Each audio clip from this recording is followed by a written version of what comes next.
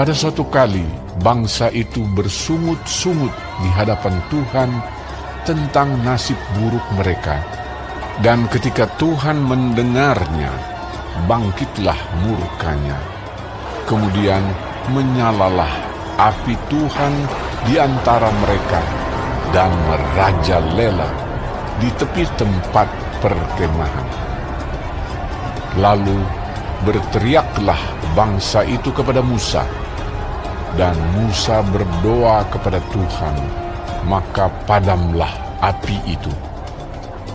Sebab itu orang menamai tempat itu Tabera, karena telah menyala api Tuhan di antara mereka.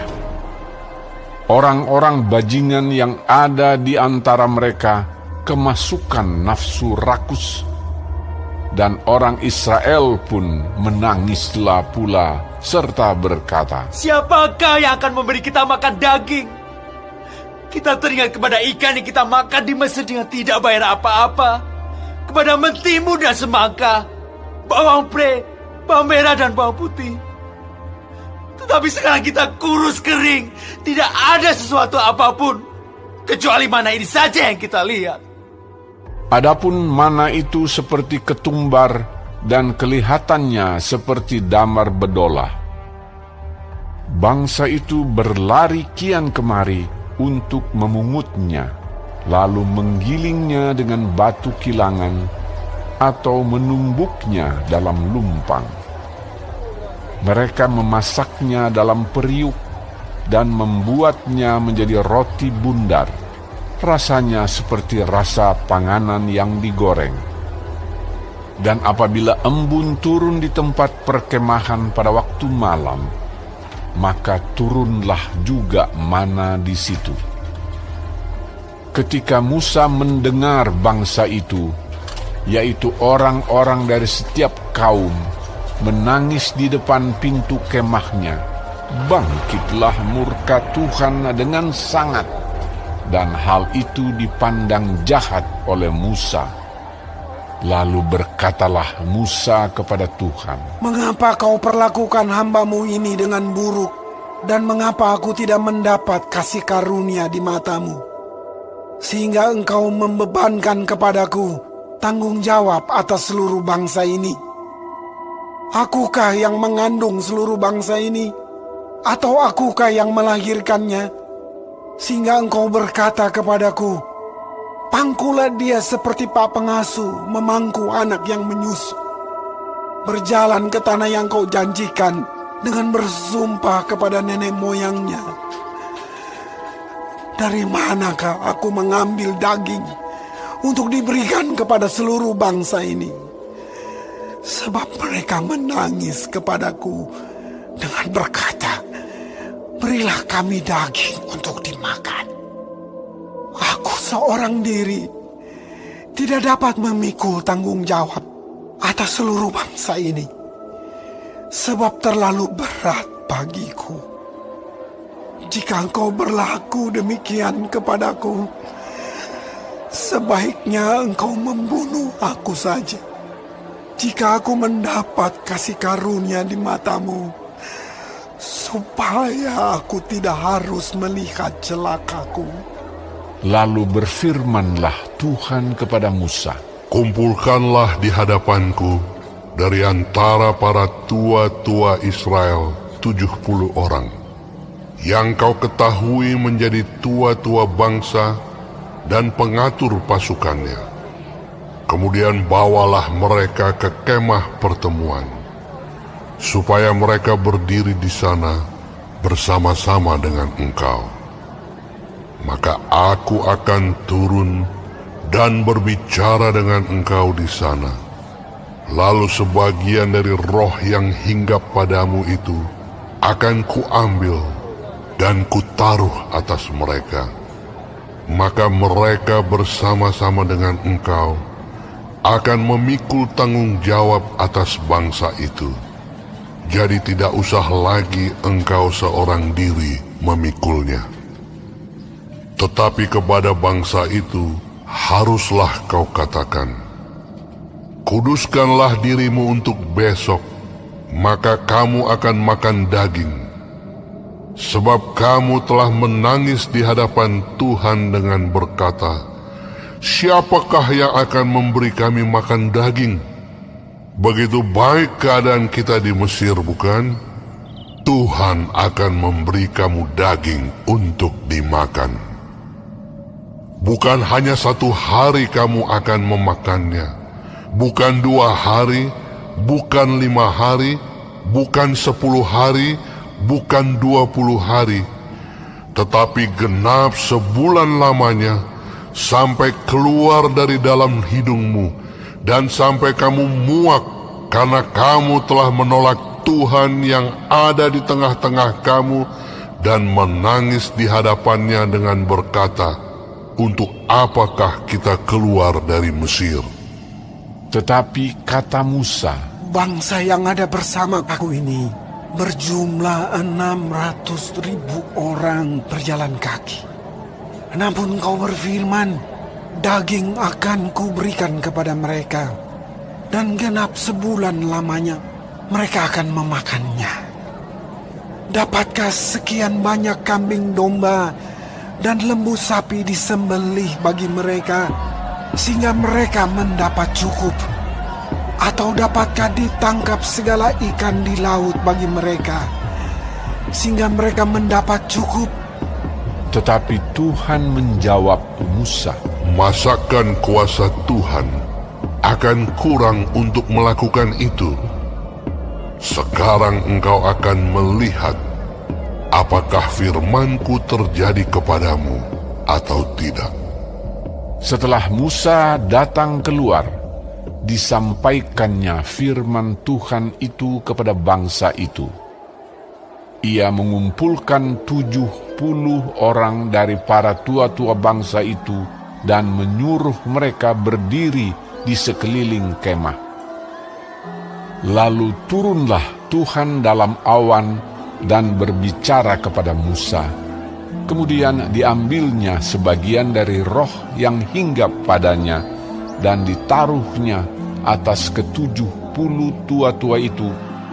Ketika roh itu hinggap pada mereka, kepenuhanlah mereka seperti nabi, tetapi sesudah itu tidak lagi. Masih ada 2 orang tinggal di tempat perkemahan. Yang seorang bernama Eldad, yang lain bernama Medad. Ketika roh itu hinggap pada mereka, mereka itu termasuk orang-orang yang dicatat, tetapi tidak turut pergi ke kemah.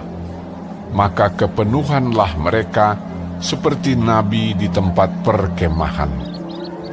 Lalu berlarilah seorang muda memberitahukan kepada Musa, Eldad dan Medad kepenuhan seperti nabi di tempat perkemahan. Maka menjawablah Yosua bin Nun yang sejak mudanya menjadi abdi Musa. Tuanku Musa, cegahlah mereka. Tetapi Musa berkata kepadanya, Apakah engkau begitu giat mendukung diriku? Kalau seluruh umat Tuhan menjadi nabi, oleh karena Tuhan memberi rohnya hinggap kepada mereka. Kemudian kembalilah Musa ke tempat perkemahan, dia dan para tua-tua Israel. Lalu bertiuplah angin yang dari Tuhan asalnya. Dibawanyalah burung-burung puyuh dari sebelah laut, dan dihamburkannya ke atas tempat perkemahan dan di sekelilingnya, kira-kira sehari perjalanan jauhnya ke segala penjuru, dan kira-kira 2 hasta tingginya dari atas muka bumi. Lalu sepanjang hari dan sepanjang malam itu dan sepanjang hari esoknya, bangkitlah bangsa itu mengumpulkan burung-burung puyuh itu. Setiap orang sedikit-dikitnya mengumpulkan 10 homer. Kemudian mereka menyebarkannya lebar-lebar sekeliling tempat perkemahan. Selagi daging itu ada di mulut mereka, sebelum dikunyah, maka bangkitlah murka Tuhan terhadap bangsa itu, dan Tuhan memukul bangsa itu dengan suatu tulah yang sangat besar. Sebab itu, dinamailah tempat itu Kibrot Ta'awa, karena di sanalah dikuburkan orang-orang yang bernafsu rakus. Dari Kibrot Ta'awa berangkatlah bangsa itu ke Hazerot, dan mereka tinggal di situ.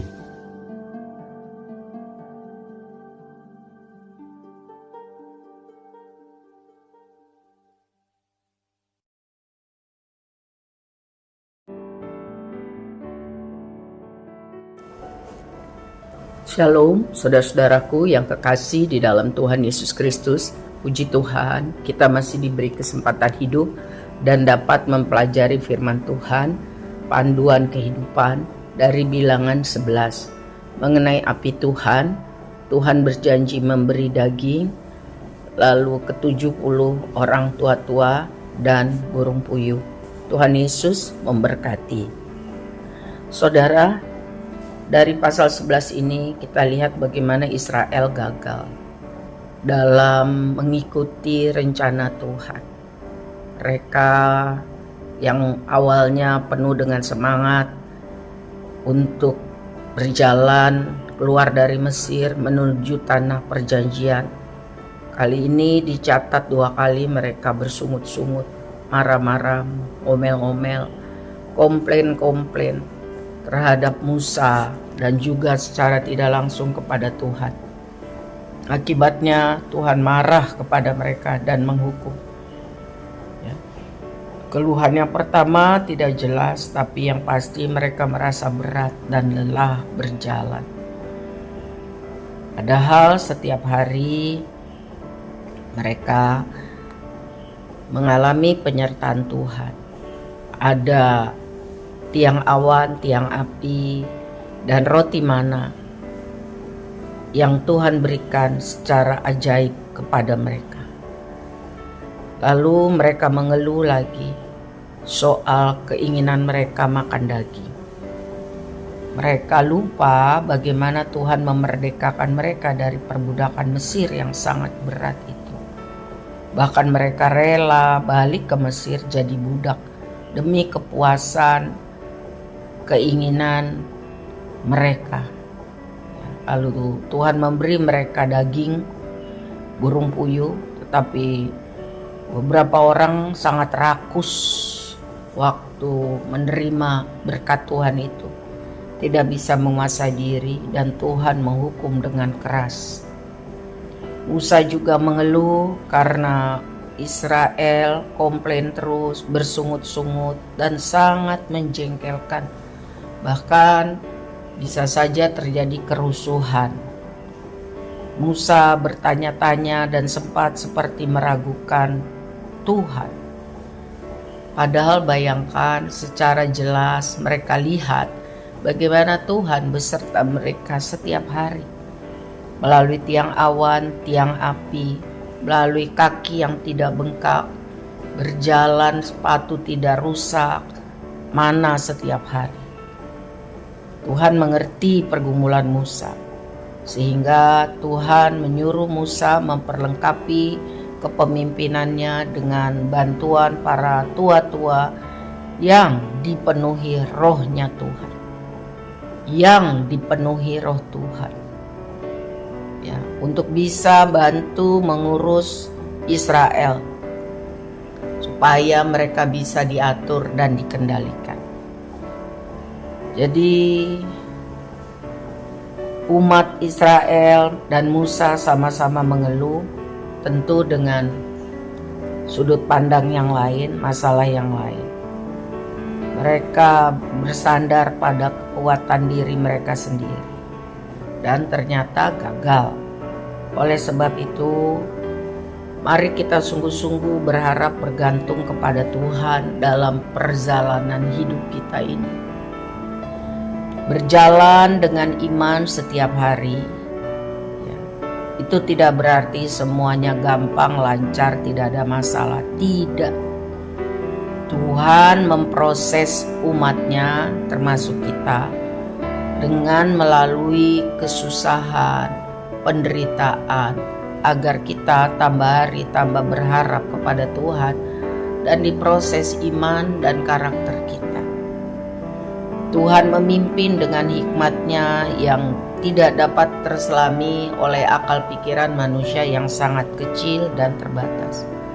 Sebab itu mari kita hidup selalu dipimpin Roh Kudus agar kita dapat sungguh-sungguh dikuasai Tuhan, berjalan sesuai kehendak Tuhan, dapat sanggup terus percaya dan taat sampai Tuhan katakan selesai.